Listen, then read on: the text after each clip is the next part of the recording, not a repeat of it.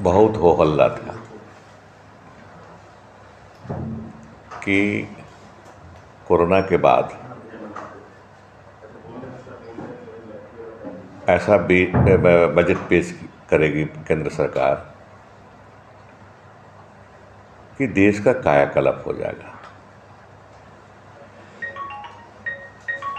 लेकिन आज का बजट जो लोगों ने देखा, लोगों को निराशा हुई है।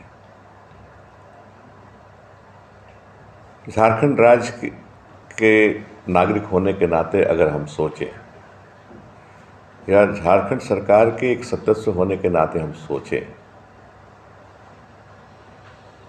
तो हताश होना पड़ता है। ऐसा कुछ भी नहीं किया गया जिससे आम लोगों को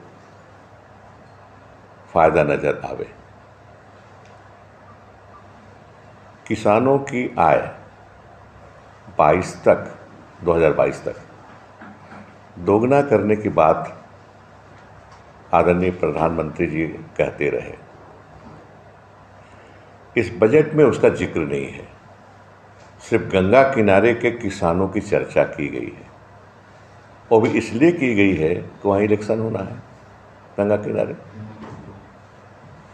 तो हम कहेंगे कि इन राज्यों में जब चुनाव हो रहे, यूपी और उत्तराखंड खास करके, इन राज्यों के चुनाव को देखते हुए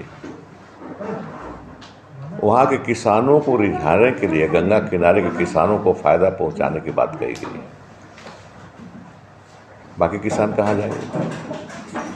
बाकी किसान कहाँ जाएं? उनके बारे में चर्चा क्यों नहीं? 22 तक किसानों की आय दुगना करने की बात कहाँ चली गई? तो निराशा हाथ लगी इस बजट को देखने के बाद। फिर इस कोरोना पीरियड में एक और चीज़ हुआ है, सब जानते हैं। जो गरीब थे और गरीब हुए हैं, जो धनी थे और धनी हुए। कोई भी सरकार आए, राइट विंग की सरकार हो, दक्षिणपंथी सरकार हो, जो ये सरकार है, या वामपंथी सरकार हो, लेकिन उसकी नज़र सभी तरह के लोगों पर होती है, आम लोगों पर होती है। बजट के मार्फत से यह नहीं बताया गया कि इस बढ़ती हुई अमीरी और गरीबी में बढ़ती हुई खाई को कैसे पाटा जाएगा। कोई चर्चा नहीं है इसमें। बड़ी खामी है ये गरीब लोग इससे निश्चित रूप से निराश हैं। निश्चित महंगाई बढ़ी है तो जो फिक्स सैलरी के लोग हैं, इन्फ्लेशन के चलते उनका रियल इनकम है घटा है। रियल इनकम घटा है तो उनकी मांग थी कि टैक्स डिडक्शन के सीमा को बढ़ाया जाए ताकि उनके पास अधिक पैसे बचें और इस इन्फ्लेशन का, इस महंगाई का वो मुकाबला कर सकें। इस पर कोई चर्चा नहीं, कोई डिडक्शन नहीं घटाया गया, सीमा नहीं घटाया गया, बढ़ाया नहीं गया, बढ़ाना चाहिए था, नहीं बढ़ाया गया।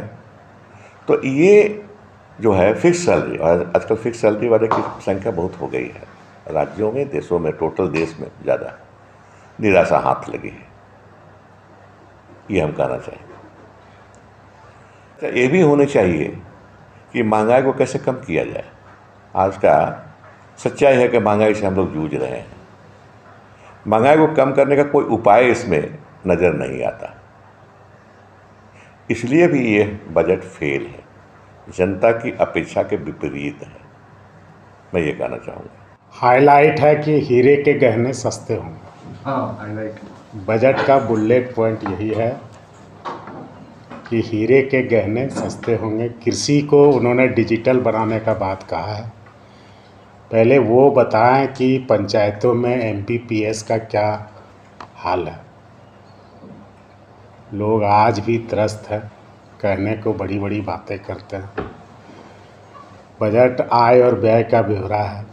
आमद कहाँ से होगी उन्होंने बताया नहीं। देश ने कोविड का लगातार 2 साल और तीसरे साल भी दंश झेला। जीएसटी के एक मीटिंग में सर के आशीर्वाद से मैं भी गया था। सभी वित्त मंत्री ने यह चिंता जाहिर की थी कि जो लॉसेस वर्ल्ड इकोनॉमी को हुआ उससे भारत भी अछूता नहीं है, हम सभी राज्य भी अछूते नहीं हैं। क्या एक्सटेंशन 22 से बढ़ाकर अगले 5 सालों तक दिया जाएगा कंपनसेशन का, ये सबसे बड़ी बात थी।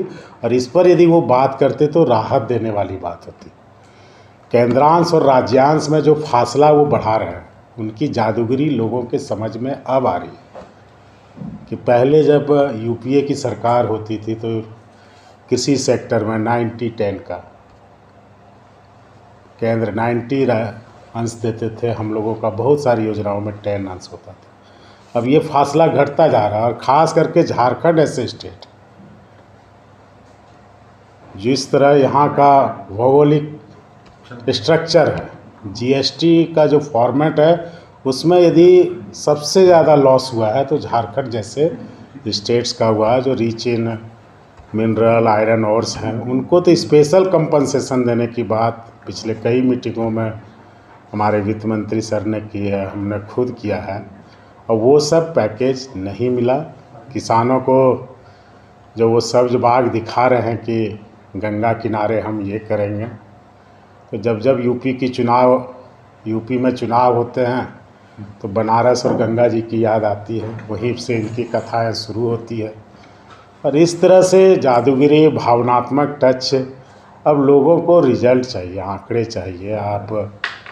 आपने ही घोषणा किया था कि खाते में इतने पैसे देंगे, इतनी नौकरियां देंगे, 2 करोड़ नौकरी। अब खुद ही आप कह रहे हैं कि इतनी नौकरी देंगे, 60 लाख। आप 15 लाख की बात करते थे, उसकी कहीं कोई घोषणा नहीं है।